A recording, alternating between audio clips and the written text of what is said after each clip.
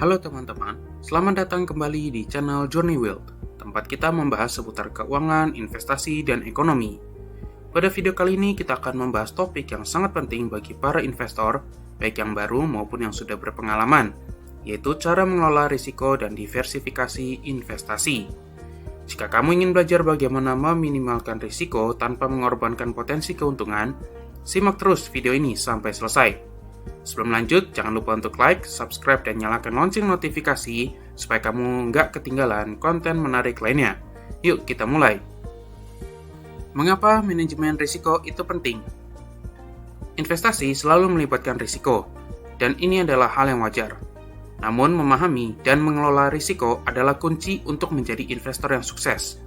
Risiko dalam investasi bisa bermacam-macam, seperti risiko pasar berupa penurunan nilai investasi karena fluktuasi harga di pasar, kemudian ada risiko likuiditas berupa kesulitan dalam menjual aset ketika dibutuhkan, lalu risiko inflasi, di mana nilai uang menurun karena kenaikan harga barang dan jasa, lalu risiko kredit, berupa ketidakmampuan pihak lain untuk memenuhi kewajibannya.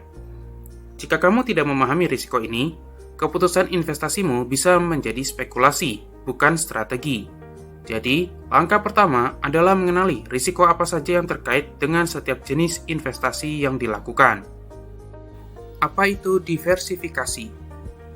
Diversifikasi adalah strategi untuk menyebar investasi ke berbagai jenis aset guna mengurangi risiko. Ibaratnya, jangan meletakkan semua telur di dalam satu keranjang. Jika keranjang itu jatuh, semua telur akan pecah. Diversifikasi bekerja karena tidak semua aset bergerak dalam arah yang sama. Ketika satu jenis aset mengalami penurunan, aset lain mungkin justru naik. Contohnya, jika pasar saham sedang lesu, investasi di obligasi atau emas mungkin tetap stabil atau bahkan meningkat. Kemudian properti mungkin memberikan perlindungan dari inflasi, sementara saham memberikan pertumbuhan. Bagaimana cara melakukan diversifikasi yang efektif? Berikut adalah beberapa langkah praktis untuk melakukan diversifikasi. Pertama, pilih berbagai jenis aset. Contohnya seperti saham yang dapat memberikan potensi pertumbuhan tinggi tetapi beresiko. Kemudian ada obligasi yang lebih stabil tapi potensi keuntungannya lebih kecil. Kemudian ada reksadana atau ETF yang merupakan cara mudah untuk mendapatkan diversifikasi secara instan. Kemudian ada properti sebagai alternatif investasi jangka panjang. Lalu kemudian ada emas sebagai lindung nilai terhadap inflasi. Tentunya juga masih ada berbagai jenis aset lainnya, seperti kripto dan lainnya, yang tentunya bisa teman-teman pelajari, bisa cari tahu melalui berbagai informasi yang tersedia. Kemudian yang kedua adalah diversifikasi dalam satu jenis aset. Jangan hanya membeli saham dari satu sektor. Pilih saham dari berbagai sektor, seperti teknologi, kesehatan, dan energi. Begitu pula dengan obligasi, pilih yang berasal dari pemerintah dan korporasi. Ketiga adalah pertimbangkan diversifikasi global, di mana berinvestasi di pasar internasional dapat membantu mengurangi risiko dari kejadian yang hanya mempengaruhi satu negara. Lalu keempat, gunakan produk investasi yang diversifikasi, seperti reksadana indeks atau ETF, adalah cara yang sederhana dan murah untuk diversifikasi, karena produk ini mencakup banyak saham atau obligasi dalam satu portofolio. Mengelola risiko investasi. Selain diversifikasi, ada beberapa strategi lain yang dapat kamu terapkan untuk mengelola risiko secara efektif. Pertama, tetapkan tujuan investasi dengan jelas.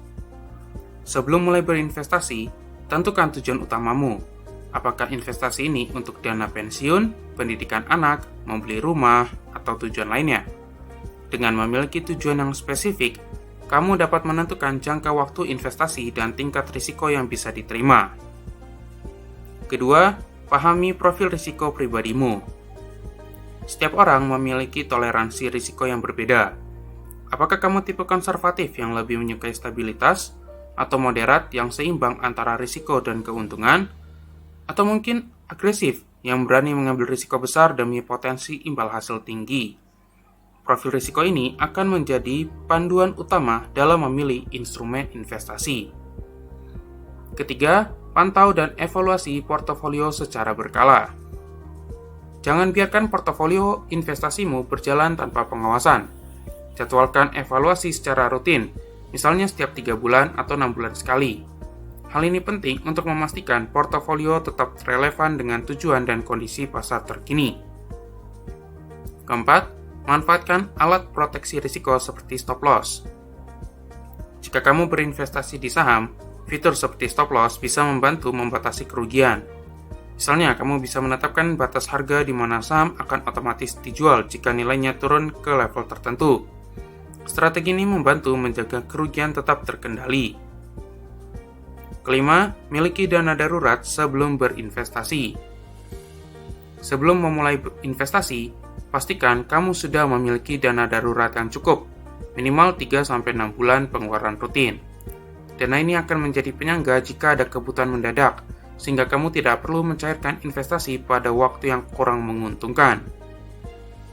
Keenam, gunakan pendekatan asset allocation.